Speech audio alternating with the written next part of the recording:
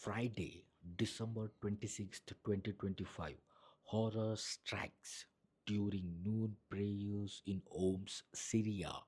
A powerful explosion rips through the Imam Ali bin Abi Talib Mosque in the Wadi al Dahab neighborhood, a place of worship for the Al Awaiti minority.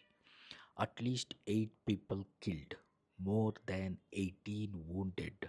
Sharp nails, debris, blood on prayer carpets. Survivors described chaos as worshippers were thrown to the ground amid prostration.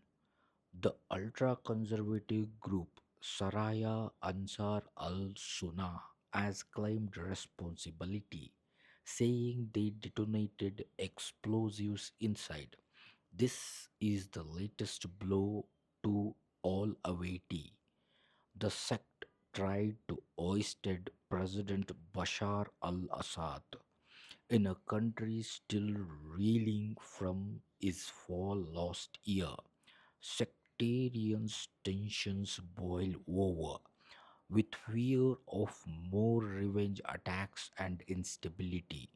Syria's government condemns it as terrorism. The UN calls it unacceptable, a fragile transition now strained with blood in a house of prayer.